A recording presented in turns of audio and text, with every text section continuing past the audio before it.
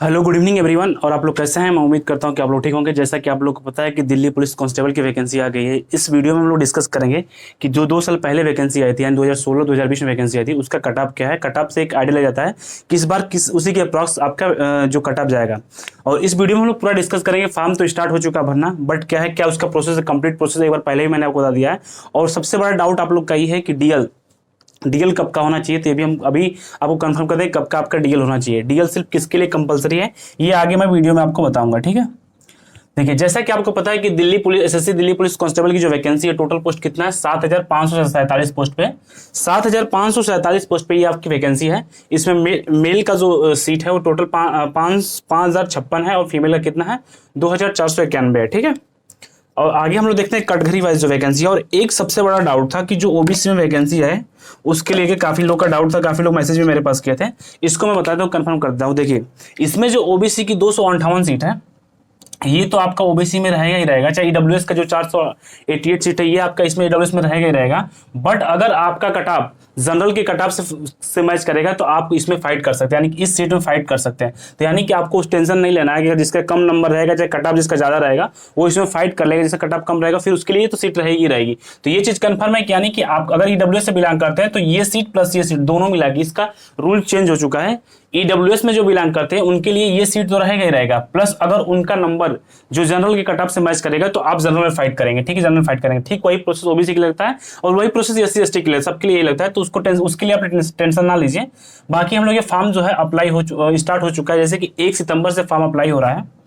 1 सितंबर से क्या है आपका फॉर्म जो है अप्लाई स्टार्ट हो गया है और इसका लास्ट डेट 30 सितंबर है, यानी कि 30 सितंबर से पहले आपको फॉर्म को अप्लाई कर लेना है। आगे हम लोग वीडियो में डिस्कस करेंगे कि जो 2016 में एग्जाम हुआ था उसका कट ऑफ क्या था, 2020 में हुआ था उसका कट ऑफ क्या था। क्योंकि 16 के बाद आपके बाद जो दिल्ली पुलिस की वैकेंसी आई थी 16 में आई थी, 16 के 4 साल बाद 20 में आई थी और 20 के बाद अब आपके 23 में आ रहा है, ठीक है। तो यानी कि अब उम्मीद है कि जरा कि अब जो इसकी नई वैकेंसी होगी वो अब डायरेक्ट 2026 में आएगी, यानी कि 2 साल 3 साल गैप करके इसकी वैकेंसी आती रहती है। तो ये काफी एक इंपॉर्टेंट पॉइंट है। देखिए, जैसा अगर जनरल ओबीसी ईडब्ल्यूएस, अगर आप जनरल ओबीसी ईडब्ल्यूएस से बिलोंग करते हैं तो आपकी फीस मात्र 100 रुपए रहेगी। अगर आप एससी एसटी या फीमेल कैंडिडेट से बिलोंग करते हैं तो आपकी फीस मात्र 0 रुपए लगेगी, ठीक है। इसमें अगर आप किसी भी कैटेगरी से बिलोंग करते हैं, आप किसी भी कैटेगरी से बिलोंग करते हैं, अगर वो फॉर्म में गलती कर दी है, किसी भी कैटेगरी से बिलोंग करते हैं, एससी एसटी चाहे फीमेल कैटेगरी से बिलोंग करते हैं, अगर फॉर्म में गलती कर दी है तो आपको 200 रुपये चार्ज देना पड़ेगा फर्स्ट करेक्शन के लिए। पहली बार गलती करेंगे तो उसका करेक्शन करेंगे 200 रुपये चार्ज लगेगा, दूसरी बार करेंगे तो आपको 500 रुपये चार्ज देना पड़ेगा। इसके लिए फीस कंपलसरी है। आप किसी भी कैटेगरी से बिलोंग करें ये चीज आपको पे करना पड़ेगा अगर आप गलत कर दी हैं तो, ठीक है। अगर आप गलत कर दिए तो ये चीज आपको ये कंपल्सरी सबके लिए। एग्जाम डेट जो है आपका दिसंबर में इसका एग्जाम हो जाएगा। इसका एग्जाम जो है दिसंबर में हो जाएगा। और एज लिमिट 1 जुलाई 2023 तक, 1 जुलाई 2023 तक आपकी मिनिमम एज 24 साल होनी, अरे मिनिमम एज 18 साल होनी चाहिए और मैक्सिमम एज जो है आपका 25 साल होना चाहिए, ठीक है। यानी कि 1 जुलाई 2023 तक, 1 जुलाई 2023 तक आपका जो मिनिमम एज है वो आपका क्या है 18 साल होना चाहिए, मैक्सिमम 25 साल तक होना चाहिए। जिसका डेट ऑफ बर्थ 2/7/1998 से लेके 1/7/2005 के बीच में है तो वो इस फॉर्म को अप्लाई कर सकता है। जिसका डेट ऑफ बर्थ इससे ज्यादा इससे कम है तो फिर वो अप्लाई नहीं कर पाएगा। दूसरी पॉइंट है कि जैसा कि हमने बताया कि अगर आप ओबीसी से बिलोंग करते हैं तो आपको 3 साल के लिए छूट मिलेगी। अगर आप एससी एसटी से बिलोंग करते हैं तो आपको 5 साल के लिए छूट मिलेगा, ठीक है। अब क्वालिफिकेशन इसमें क्या है 10+2, यानी कि 10+2। देखिए, मेल कैंडिडेट जितने भी मेल कैंडिडेट है अगर इस फॉर्म को अप्लाई करना चाहते हैं तो उनके साथ साथ देखो 10+2 के साथ साथ उनके पास LMV light motor vehicles 2 wheeler या 4 व्हीलर का ड्राइविंग लाइसेंस होना कंपलसरी है। कब का होना चाहिए 30 सितंबर से पहले का होना चाहिए। अगर आपके पास 30 सितंबर से पहले का नहीं है, 30 सितंबर से बाद का होगा तो फिर आप इस फॉर्म को अप्लाई नहीं कर सकते। ये सिर्फ मेल के लिए कंपलसरी, फीमेल के लिए कोई इशू नहीं है, ठीक है। इसका जो सिलेक्शन प्रोसेस जो है, जैसा कि आपने बहुत लोग कमेंट किए थे कि इसका अगर ड्राइविंग लाइसेंस का जो प्रोसेस है क्या 30 सितंबर के बाद होगा तो अप्लाई कर सकते हैं, 30 सितंबर के बाद होगा तो आप फॉर्म को अप्लाई नहीं कर सकते हैं, आपको डॉक्यूमेंट वेरिफिकेशन में छाड़ दिया जाएगा। दूसरा लास्ट पॉइंट इसका नेक्स्ट पॉइंट है सिलेक्शन प्रोसेस। सिलेक्शन प्रोसेस क्या होगा, पहले आपका रिटन एग्जाम होगा। रिटन एग्जाम आप अपने ही डिस्ट्रिक्ट में दे सकते हैं। जैसे आप फॉर्म भरेंगे तो आपको क्या होगा कि आपको 3 सेंटर सेलेक्ट करना पड़ेगा, उसमें आप जो आपके नजदीक हो सेलेक्ट कर सकते हैं।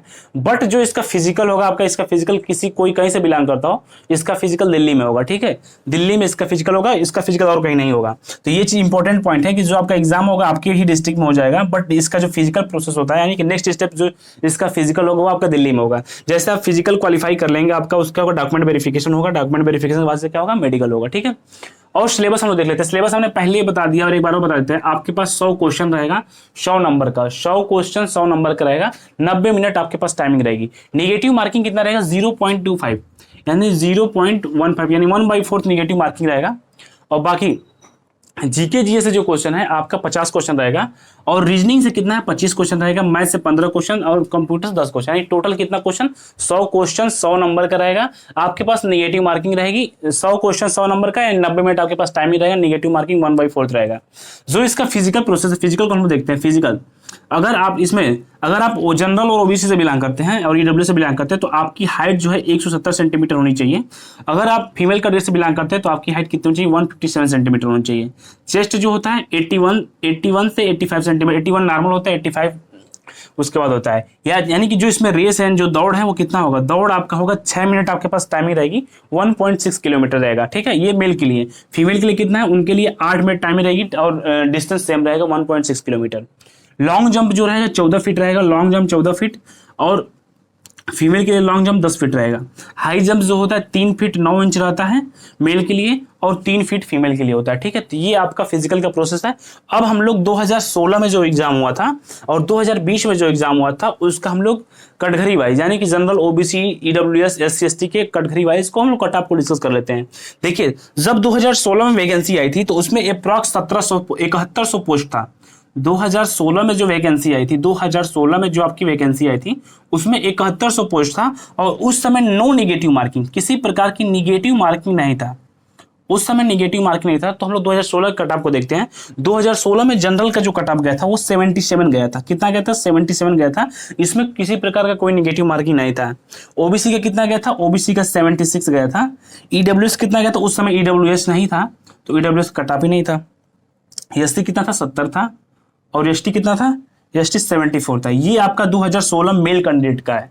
अब 2016 फीमेल कैंडिडेट देते हैं। फीमेल का गया था 66 गया था जनरल का, ओबीसी का 62 गया था, ईडब्ल्यूएस उस समय नहीं था, और एससी कितना था, 56 गया था, और ये एसटी कितना गया था, 61 गया था, ठीक है। अब जब 2016 में वैकेंसी 7100 की पोस्ट पे आई थी, उसके बाद से कब वैकेंसी आई, उसके बाद से आई 2020 में, यानी 4 साल बाद 2020 में वैकेंसी आई। अब 2020 में कितनी सीट थी, 2020 में आपकी सीट थी 58,046, यानी 58,5846 सीट थी 2020 में। इसमें क्या था, 2016 में नेगेटिव मार्किंग नहीं था, बट इसमें नेगेटिव मार्किंग है, इसमें जो है नेगेटिव मार्किंग था। तब नेगेटिव मार्किंग था तो कट ऑफ को देख लेते हैं। 2020 का मेल जनरल कट ऑफ देखते हैं, 72.2 यानी 72.20 कट ऑफ गया था जनरल का। ओबीसी का गया था 68.59, ये मैं 2020 का बता रहा हूं आपको, जिसमें नेगेटिव मार्किंग था।